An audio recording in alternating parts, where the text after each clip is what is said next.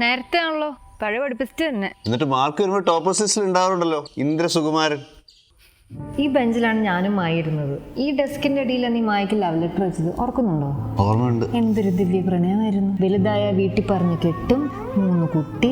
ഞാൻ ഒന്നും പറയണില്ല. നീ പിന്നെ എന്തായിരുന്നു എല്ലാ ഇന്റർവ്യൂവിലും നീയും ആ ദീപക് വിജയും ഇതിലൂടെ നോൺ സ്റ്റോപ്പ് കത്തേടി. ഇതിന് മാത്രം എന്തായിരുന്നു നിങ്ങൾക്ക് സംസാരിക്കാനുള്ളത്?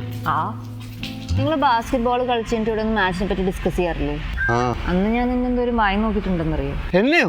നീ ആയിരുന്നു ഫസ്റ്റ് ക്രഷ്. നിനക്ക് പിന്നെ മായന മതിയല്ലോ. ദീപക് വിജയോ? നിന്നെക്കാളും സുന്ദരനായോണ്ട് ഓക്കെ. പിന്നെന്തിനാ എന്റെ ഫോട്ടോ ആയിരിക്കും ലൈക്ക് ചെയ്ത്? വേറെ കുറേ സുന്ദരന്മാർ ഉണ്ടായിരുന്നില്ല? അതറിയാതെ കൈതട്ടിയതാ. പണ്ട് ഇതുപോലെ തന്നെയാ. എന്ത് പറയാൻ സമ്മതിക്കത്തില്ല, മൈൻഡ് ചെയ്യില്ല. നമ്മൾ അരികയിൽ മാച്ച് ആയില്ലേ, ഇനി എന്താ ഞാൻ സമ്മതിക്കണ്ടേ? അതുകൊണ്ട് ഇപ്പോഴെങ്കിലും മനസ്സിലാക്കി. പണ്ട് ഞാൻ മായക്ക് എഴുതിയ ലവ് ലെറ്റർ കണ്ടു. എല്ലാരും കണ്ടതല്ലേ. അതിന്റെ ഒരു പൈങ്കിളി ഡയലോഗ് ഉണ്ടായിരുന്നല്ലോ, ടു മൈ ഫ്യൂച്ചർ വൈഫ്. അതിലെവിടെയും അത് മായക്കാണെന്ന് എഴുതിയിരുന്നു. ആ ബെഞ്ചിൽ മായ മാത്രമല്ലോ ഇരുന്നത്.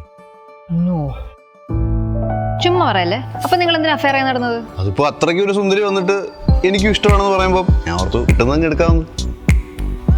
ഞാൻ എന്തൊരു മണ്ടിയാ, ഞാനത് അവൾക്ക് എടുത്തു കൊടുത്തേ. Download Arike, where Malayalis date.